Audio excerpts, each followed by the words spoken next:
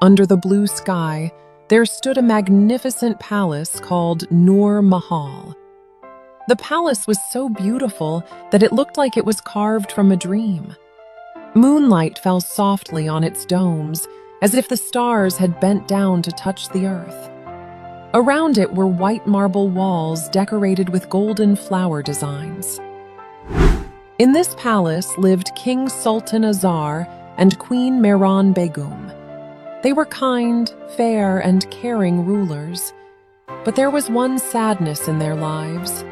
They had no child. After many years of prayers and wishes, one night, under a bright full moon, a baby girl was born in the palace. Her first cry filled the palace with joy. The king and queen thanked God and named her Princess Abira Pari. Abira was their only daughter, the heir to the throne, and the light of her parents' eyes. All the servants obeyed her every command. Whatever she asked for was brought to her within moments. From toys to jewelry, everything was made of gold and silver. But nature had given her a face that she could not accept. Her features were not soft, her nose was a little thick, her lips uneven, and there were some marks on her face. When she was a child, everyone comforted her with love, but when she grew older and saw herself clearly in the mirror, she felt deep sadness and anger. One day, she broke the mirror and decided to hide her face forever behind a silk veil. After that, no one in the palace had seen her face. People believed the princess was delicate and shy, but in truth, it was not shyness, it was fear. She feared her own face, which she could not accept herself. One day, in the royal court, the king announced, "Our daughter is now grown up. It is time to find a suitable prince for her." Joy spread through the palace. From neighboring kingdoms, Neelam Nagar, Gulshangar, and Baloristan, many handsome and brave princes came to Noor Mahal. Among them, the most remarkable was Prince Rayyan. He was young and brave, but also kind-hearted. His blue eyes were gentle, and his voice was calm and respectful. When Abira saw him for the first time from behind her silk curtain, her heart beat differently. She wished she were beautiful so that this prince could love her. But at that very moment, she stopped herself. "No, I can never show my face to anyone." Abira had a maid named Bella. She was the most beautiful girl in the palace. Her golden hair shone like the evening sun, her blue eyes were deep like the ocean, and her skin was soft and fair. Bella was not only beautiful, but also kind-hearted and very loyal to the princess. One day, Prince Rayyan said to the king, "I would like to meet my fiancé alone." When Abira heard this, her heart began to shake with fear. "If he sees my face, he will refuse to marry me." In anger and panic, she called Bella and said, "From today, you will go in my place. Wherever Rayyan calls me, you will go instead. You will wear my royal clothes, my veil, and pretend to be the princess." Bella hesitated and said softly, "But, Your Highness, this would be a lie." Abira replied sharply, "This is my order, no arguments." Bella fell silent. Her loyalty forced her to obey.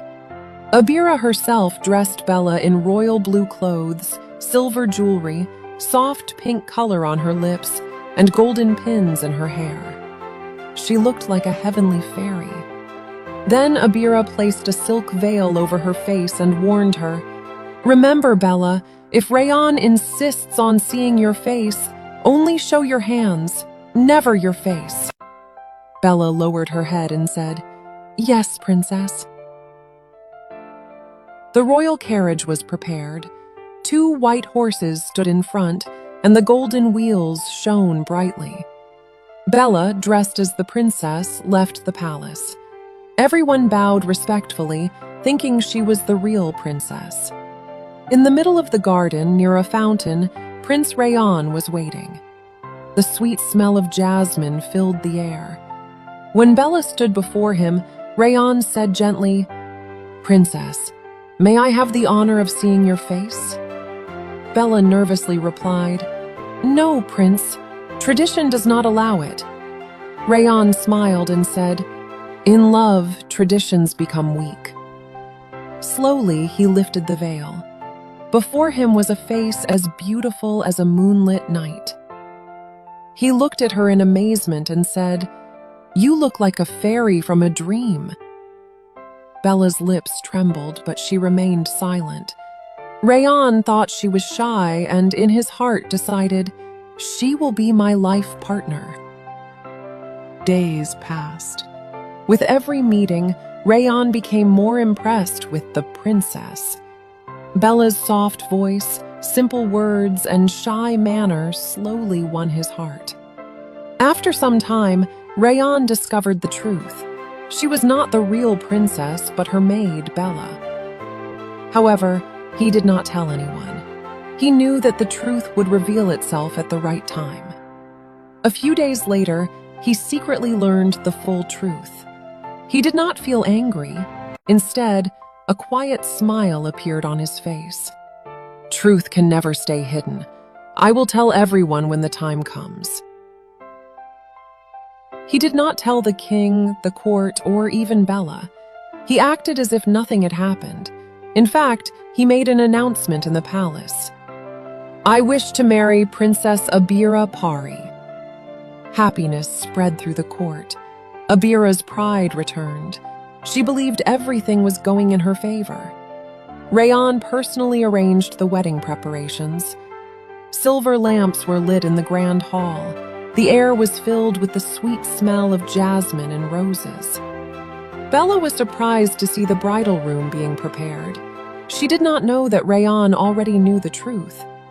But in Rayan's heart, a decision had been made. Abira was not only unhappy with her face, but her heart had also become dark with jealousy. When Rayan found out that Abira had prepared a poisoned drink for Bella, he could no longer stay silent. "Today the truth will come out. Today we will see who is beautiful inside." The wedding day arrived. The palace shone with lights. The royal procession was golden. Blue silk curtains hung everywhere, and silver chandeliers sparkled. Joy filled the air. Bella sat dressed in white, her hands decorated with henna, a veil covering her face. It felt like a dream coming true. Abira walked slowly toward her, hiding anger in her heart and holding the poisoned drink. "Drink this," she said softly. "It will calm you." Just as Bella lifted the cup to her lips, the door opened loudly. Rayan entered. "Stop, Abira!" In a voice filled with both anger and sadness, he said, "Is this your love? To take the life of an innocent girl?" He paused for a moment, then said firmly, "Abira, I already knew that you were not behind the veil, because a person's heart shows who they truly are, and your heart has become dark with jealousy." The entire court fell silent. Tears began to fall from Abira's eyes.